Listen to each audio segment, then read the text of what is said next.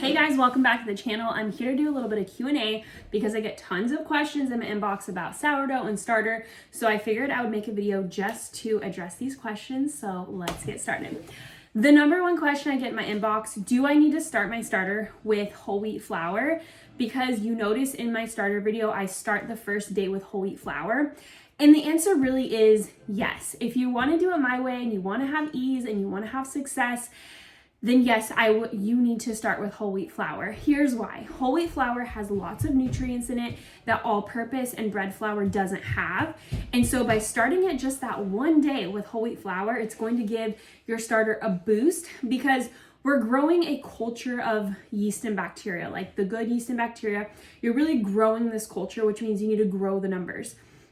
How it does this, like it's something that's alive, and you need to feed it nutrients in order for it to eat and grow, just like having a baby.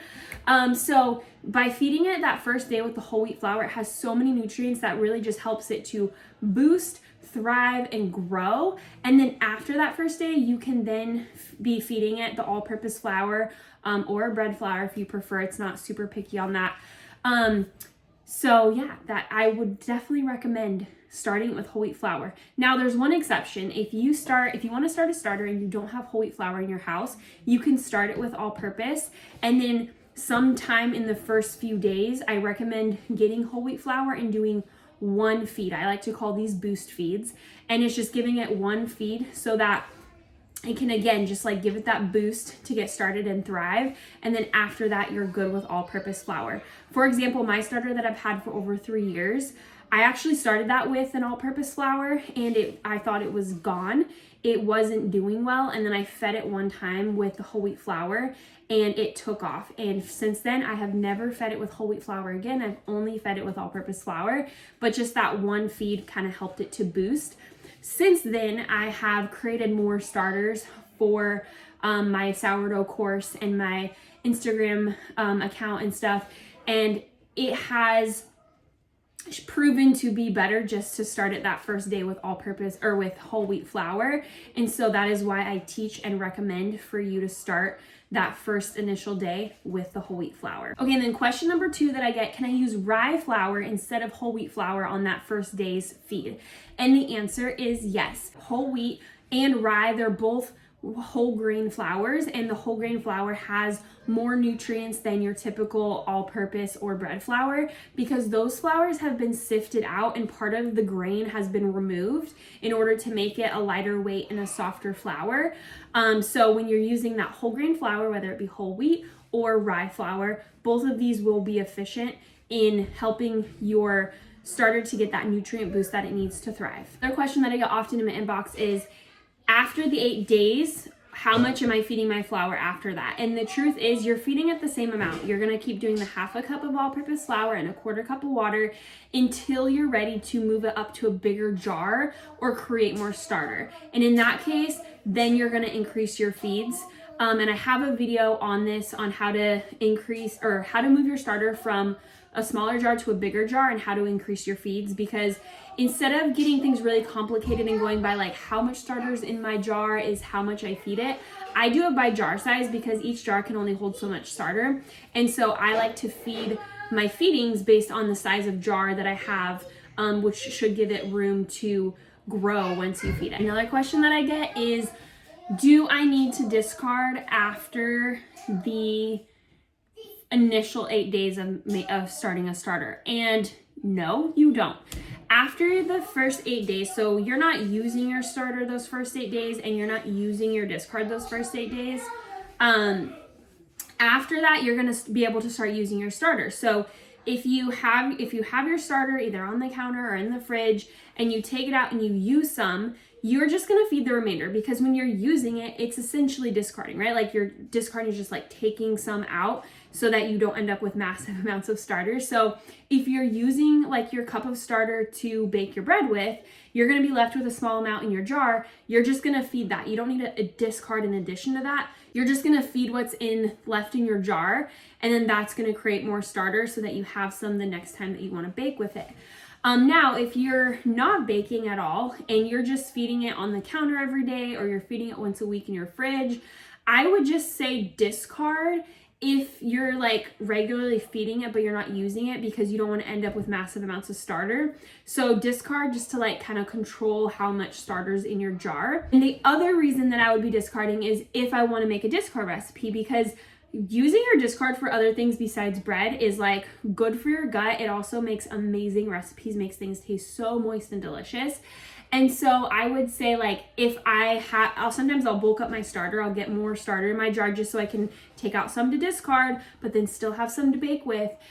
So you can take it out anytime you want to use it to bake with. But after that first week, like establishing it, those first 8 days, you don't need to like discard and actually throw anything away. You just need to take out what you're using and then use the discard if you're wanting to bake with a discard recipe. Another common question that I get is, can I use the discard in those first 8 days that I'm creating my starter? And the answer is no. Your starter is not established by that point. It doesn't have like a good growth of yeast and bacteria. So it probably wouldn't be very healthy to use those first days, but also it's gonna smell bad and it's going to not taste very good. So I wouldn't recommend using discard those first 8 days. You just gotta scoop it out and throw it away. That's why we just do 1/3 of a cup each day, and we kind of control the amount of starter in that first week, because it, means that you have to discard less and you have to throw away less. Another question, this is always a fun one. My starter smells bad on day 3, 4, 5, 6, whatever. Is it bad? Do I need to throw it away and start over? The answer is no. Your starter is going to smell awful those first few days. I think the last couple that I made, I was saying that it smelled like an actual poopy diaper, because you're like growing things. It's a fermented thing, but it takes that first week to really establish and get a good growth of the good yeast and bacteria. So after the first few days, towards the end of that week, longer depending on your environment, it'll start transitioning from like a nasty smell to a more pleasant sour smell. So expect it to smell bad. Don't think it's wrong unless there's like actual mold growing on it, which is also really rare. Then you don't need to throw it away just because it smells bad. It's expected to smell bad, and it will change smell as it develops and becomes fully established. Another question is, my starter has mold on it. Do I need to throw it away? There's an answer to this, but then there's also some follow-up questions. If there is true mold on it, yes, you need to throw it away. Even if it's on the rim of your jar, it can get into your starter. It's not healthy. However, I have found that a lot of people think there's mold on their starter when there actually isn't mold on their starter. It's kind of rare. I think I've seen actually only 2 people with real mold on their starter, and that is because of one, they had their starter for like more than 2 weeks and they never changed the jar, so there was mold on the rim of it. It's important that, especially if you're gonna have your starter for like beyond that first week, that you start changing out your jar and cleaning your jar. I do have a video on this on my channel, so check it out. And then the other reason was that someone had bad flour. And so your flour, if you have like really old flour or contaminated flour, it can bring mold into your starter. Those are the only 2 cases of actual mold. Other than that, I've gotten lots of pictures from people where it's just a little bit discolored and it's not actual mold. It just looks discolored those first few days. And then the other thing, oftentimes there's flour that gets on the rim or the edge of your jar, and people think it's mold, but that's just the flour in your jar, and it just it's dried on there, so it looks a little bit different. But so kind of use your knowledge of, is this actual mold, or is it just the flour on my jar or some discoloration? Another question that comes in often is, can I use my discard to start another starter? And yes, after your starter is established, you can essentially split your starter into 2 or more, or if you take out a scoop, 1/3 of a cup, and you put it in a new jar, that's a separate starter. So you can take discard or split a starter, however you want to word it, into multiple starters to share with a friend, or have a second one for like a backup one in case one gets mold in it or something like that.